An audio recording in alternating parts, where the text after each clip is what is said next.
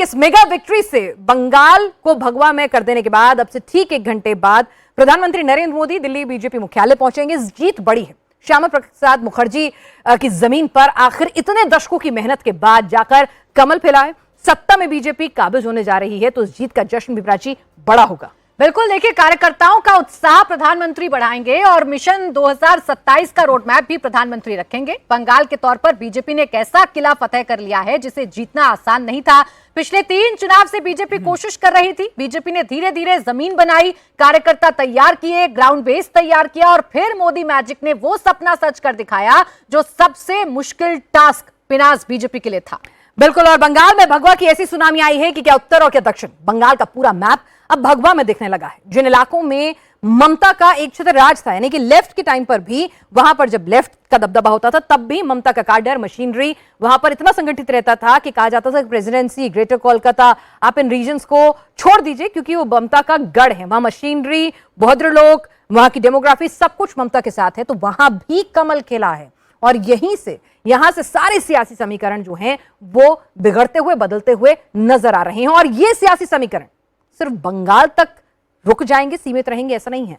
बंगाल के ये नतीजे देश की राजनीति को भी एक नई दिशा और दशा देने वाले हैं। बिल्कुल, अब कैसे भारतीय जनता पार्टी का विजय रथ आगे बढ़ रहा है। 2024 के बाद लगा था कि बीजेपी को झटका लगा है, लेकिन 2024 के बाद से लगातार जितने भी चुनाव हुए हैं उसमें बीजेपी ने दिखाया है कि भगवा लहर बीजेपी की कायम है और यही पश्चिम बंगाल में भी हुआ है। बंगाल से लेकर दिल्ली तक बीजेपी कार्यकर्ताओं का जश्न ऐसा है कि आज ही होली और आज ही दिवाली ही लगने लगी है। कहीं जय श्री राम के नारे गूंज रहे हैं, तो कहीं जाल मुड़ी बट रही है, तो कहीं माछ भात का भोज भी इस वक्त चल रहा है, क्योंकि हिंदुस्तान में भगवा का ऐसा विस्तार है कि मोदी राज में इस वक्त भगवा का विस्तार देखने को मिल रहा है। यही वजह है कि परिवर्तन की आंधी इस वक्त फुल क्रेडिट इसका मोदी मैजिक को जा रहा है। बीजेपी से भय पर भरोसे की जीत बता रही है।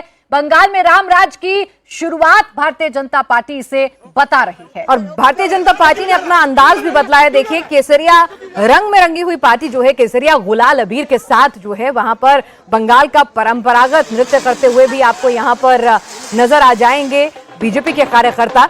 तो यहां पर देखिए किस तरह से जश्न पूरा मन रहा है। और जो मेरे पास तस्वीरें आ रही है न्यूज एजेंसी INS के मुताबिक, वहां पर बीजेपी का जो कोलकाता का जो दफ्तर है वहां पर माछ भात परोसा जा रहा है। तो ये बदली हुई बीजेपी है जो मिष्टी दोही, जय दुर्गा, जय काली और जय श्री राम के नारे के साथ साथ माछ भात भी खा रही है। और पूरे कैंपेन में जिस तरह से कहा गया कि भाई ये पार्टी आ जाएगी, बंगालियों को सबसे प्यारी है मछली।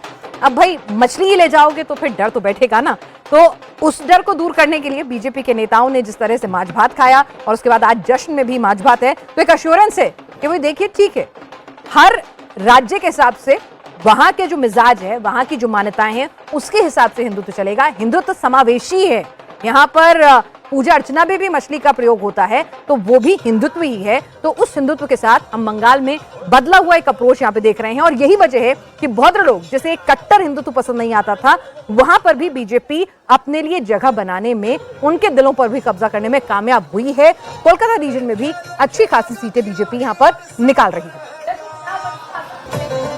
ठीक 1 घंटे बाद प्रधानमंत्री नरेंद्र मोदी दिल्ली के बीजेपी मुख्यालय पर होंगे और यहां बीजेपी जश्न मनाएगी। प्रधानमंत्री नरेंद्र मोदी जीत का क्रेडिट हमेशा कार्यकर्ताओं को देते हैं, तो एक बार ऐसा फिर प्रधानमंत्री करेंगे और इसके साथ ही साथ आगे का रोड मैप, आगे का जीत का मंत्र भी प्रधानमंत्री बताएंगे। लेकिन आइए आपको बताते हैं कि आज के इन 5 राज्यों के विधानसभा चुनावों का निचोड़ क्या कहता है, ये मैंडेट क्या कहता है। तो आप ऐसे समझिए, पश्चिम बंगाल में टीएमसी की सरकार थी 15 सालों से, लेकिन वो चेंज हो गई, यहां बीजेपी की सरकार बन रही है। तमिलनाडु में डीएमके की सरकार थी, वो चेंज हो गई, यहां पर सबसे बड़ी पार्टी एक्टर विजय की बन रही है। केरलम में एलडीएफ यानी लेफ्ट की सरकार थी, वो भी चेंज हो रही है। यहां यूडीएफ यानी कि कांग्रेस गठबंधन सत्ता में आता हुआ नजर आ रहा है। लेकिन असम में बीजेपी की सरकार थी, तो बीजेपी रिपीट कर रही है, यानी कि बीजेपी की सरकार असम में एक बार फिर से बनती हुई नजर आ रही है। पुडुचेरी की बात करें तो एनडीए ही एक बार फिर से रिपीट कर रहा है, यानी जहां जहां एनडीए की सरकार है वहां वहां रिपीटेशन हो रहा है और जहां जहां अन्य दलों की सरकार है वहां वहां चेंज हो रहा है, वहां वहां सत्ता परिवर्तन हो रहा है। और सबसे ज्यादा अगर किसी भी राज्य ने चौंकाया है तो वो है पश्चिम बंगाल, जहां बीजेपी का सपना सच हो रहा है। अब आइए आपको भारत का नक्शा दिखाते हैं और भारत के नक्शे में आपको बताते हैं कि कैसे चारों तरफ आपको सिर्फ और सिर्फ भगवा ही भगवा नजर आएगा। और वो स्टेट्स यानी 7 ऐसे स्टेट अब हैं सिर्फ देश में जहां बीजेपी सत्ता से दूर है। झारखंड, हिमाचल, पंजाब, जम्मू कश्मीर, तेलंगाना, केरल और कर्नाटक, ये वो ऐसी जगह हैं जहां बीजेपी अभी सत्ता से दूर है। लेकिन फिलहाल जो भारत का नक्शा है, जो इंडिया का मैप है, चारों तरफ आपको बीजेपी ही बीजेपी नजर आएगी। चारों तरफ आपको सिर्फ बीजेपी का रंग ही नजर आएगा। भारतीय जनता पार्टी जो लक्ष्य लेकर चल रही थी कि गंगोत्री से गंगा सागर तक, वो लक्ष्य भारतीय जनता पार्टी ने पश्चिम बंगाल की जीत के साथ कहीं ना कहीं हासिल कर लिया है। पश्चिम बंगाल में एक बड़े मैंडेट के साथ बीजेपी सरकार बनाने जा रही है। और 7 सिर्फ ऐसे राज्य हैं, अगर ये कहें कि बीजेपी के लिए अब क्या बचा है, तो बीजेपी के लिए अब ये कुछ राज्य ऐसे बचे हैं जहां पर अभी विपक्ष की सरकार है, जहां अभी बीजेपी सत्ता से दूर है। अब आइए आपको ये बताते हैं कि 0 से कैसे सत्ता तक पहुंची भारतीय जनता पार्टी पश्चिम बंगाल में, यानी 0 सीट वाली पार्टी कैसे 200 का आंकड़ा छू रही है, उसके पीछे के फैक्टर क्या हैं। तो पहला फैक्टर यह है कि हिंदू एकजुट हुआ। इस बार बीजेपी ने पूरी तरीके से हिंदुत्व की पिच पर उतरकर चुनाव लड़ा और हिंदुओं को यह बताया कि अगर इस बार पश्चिम बंगाल में सत्ता चेंज नहीं हुई तो हिंदुओं का पश्चिम बंगाल में रहना मुश्किल हो जाएगा। फैक्टर नंबर 2, मुसलमान बट गए। जी हां, बहुत सारी ऐसी सीटें हैं, मुस्लिम बाहुल्य सीटें, जहां मुस्लिम वोटर्स में बिखराव देखने को मिला है। वो मुस्लिम वोट बैंक जो ममता के साथ कंसोलिडेट रहता था, वो मुसलमान वोट इस बार बट गया, जिसका नुकसान ममता बनर्जी को मुस्लिम बाहुल्य सीटों पर भी हो रहा है। फैक्टर नंबर 3 ये है कि भय को सबसे बड़ा मुद्दा भारतीय जनता पार्टी ने बनाया, डर को सबसे बड़ा मुद्दा बनाया और इसे जमीन पर आर्टिकुलेट किया। सिर्फ कहा नहीं बल्कि नेताओं की मौजूदगी ने बताया कि इस बार डरना नहीं है।